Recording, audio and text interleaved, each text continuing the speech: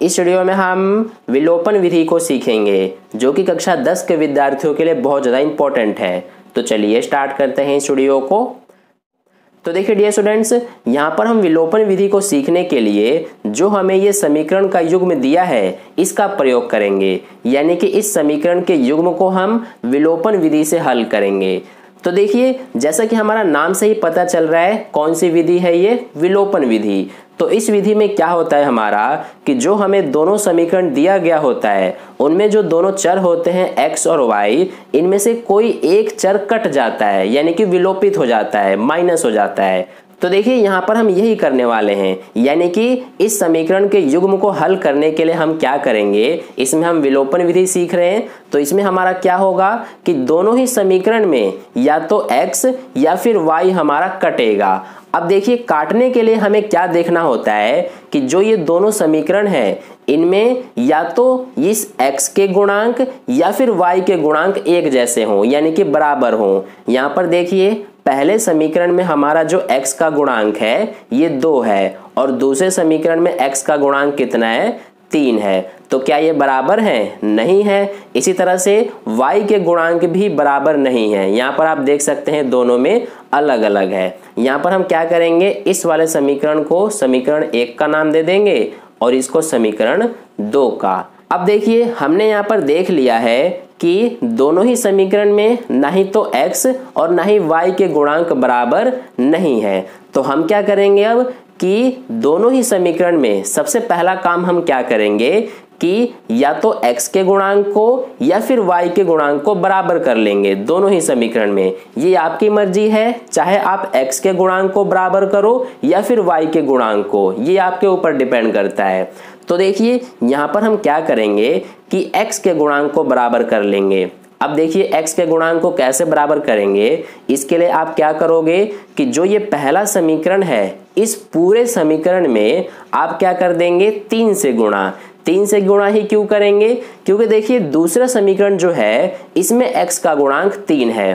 तो I hope आपको समझ में आ रहा होगा कि हम यहाँ पर क्या कर रहे हैं कि पहले समीकरण में इस दूसरे समीकरण में जो x का गुणांक है उसका गुणा कर दे रहे हैं, और इस दूसरे समीकरण में हम क्या करेंगे कि पूरे में इस 2 से गुणा कर देंगे, क्योंकि पहले समीकरण में x का गुणांक 2 है।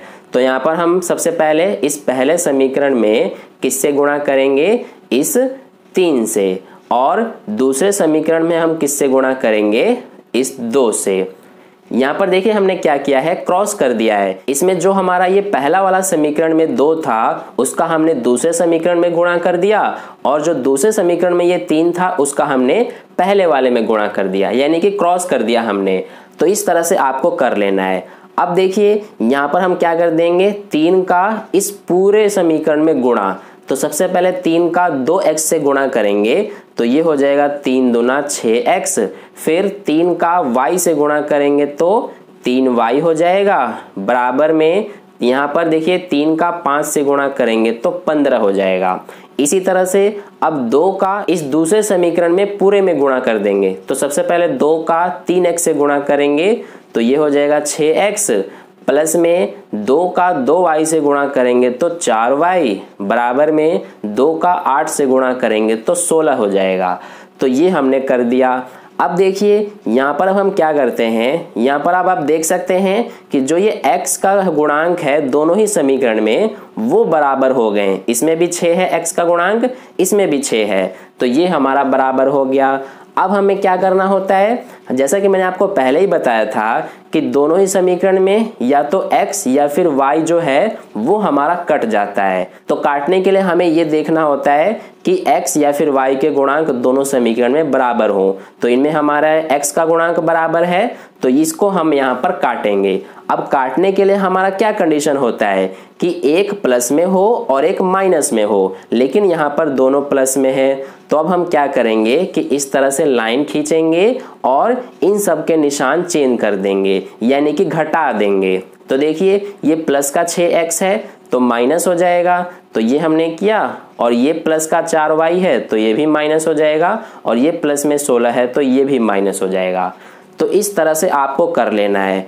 क्योंकि अगर आप निशान चेंज नहीं करेंगे तो ये नहीं कट पाएगा, क्योंकि दोनों ही प्लस में रहेगा। अब ये हमने निशान चेंज कर दिया तो ये एक माइनस में 6x हो गया और ये प्लस में 6x। अब ये हमारा कट जाएगा तो ये हम काट देंगे। अब इसके बाद इसको सॉल्व करेंगे, ये प्लस का 3y, ये माइनस का 4y, तो प्लस माइनस माइनस हो जाता है, यानी कि 3y में से 4y घटाएंगे तो 1y बचेगा, यानी कि सिर्फ y। और ये माइनस का चिन्ह आ जाएगा क्योंकि बड़ा जो ये है इसके साथ माइनस लगा हुआ है। अब बराबर में इधर देखिए, ये प्लस का 15 और ये माइनस का 16, तो प्लस माइनस माइनस हो जाएगा, यानी 16 में से 15 घटाएंगे तो 1 बचेगा। और यहाँ पर भी माइनस आएगा क्योंकि ये 16 हमारा माइनस में है और ये बड़ी संख्या है, इसके साथ माइनस लगा है, इसीलिए माइनस आएगा। अब यहाँ से देखिए, इस माइनस से माइनस तो कट जाएगा, तो y का मान क्या आ रहा है हमारा 1।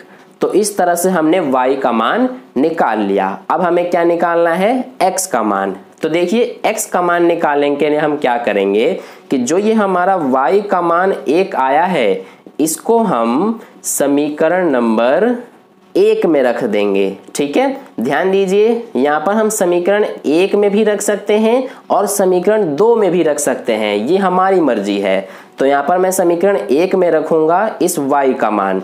तो देखिए क्या आ जाएगा हमारा, समीकरण 1 हमारा ये है, यानी कि 2x प्लस में y है और y का मान 1 आया है तो 1 लिखेंगे, बराबर में 5 है। ठीक है, देखिए ये हमारा समीकरण में नहीं है, ये हमने बाद में खुद से गुणा किया था। जो हमें क्वेश्चन में दिया गया था समीकरण, वो सिर्फ यहाँ से यहाँ तक था, तो इसी को हम यहाँ पर लिखेंगे।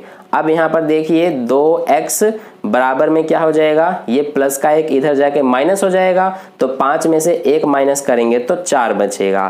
तो यहाँ से देखिए x का मान क्या आ जाएगा, ये हमारा 2 इधर आके भाग हो गया, तो ये 2 एकम 2, 2 दूना 4, यानी x का मान 2 आ गया।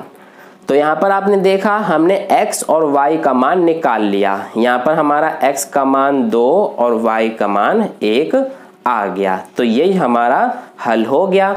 अब देखिए मैं आपको बताता हूं कि इसको आप दूसरे तरीके से भी कर सकते थे।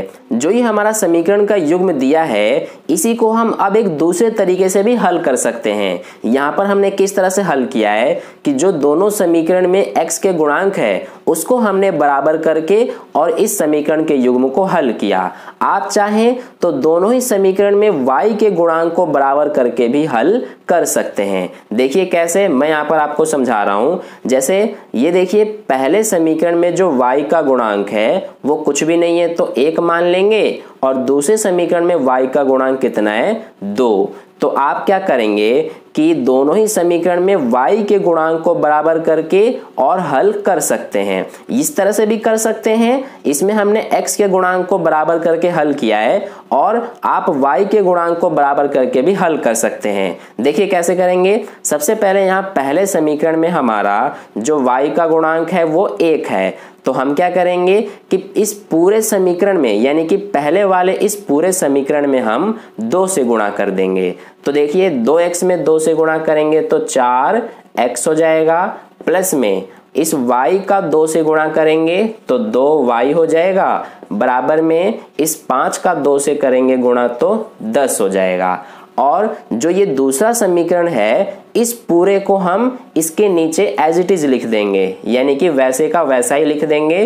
3x प्लस 2y बराबर में 8। इसको हमने एज इट इज क्यों लिखा है, क्योंकि देखिए इसमें हमारा जो y का गुणांक है दूसरे समीकरण में वो पहले से ही 2y है, तो इसलिए हमें इसको कुछ करने की जरूरत नहीं है। तो ये हो गया। अब यहाँ पर क्या करते हैं, हम घटाते हैं, यानी निशान चेंज। तो ये प्लस का है तो माइनस, ये प्लस का है तो माइनस, और ये भी माइनस। अब देखिए ये प्लस का 2y और माइनस का 2y कट जाएगा, तो यहाँ से 4x प्लस में और ये 3x माइनस में, तो 4x में से 3x घटाएंगे तो 1x बचेगा, यानी कि सिर्फ x, बराबर में यहाँ 10 में से माइनस होगा 8, तो क्या बचेगा, 2।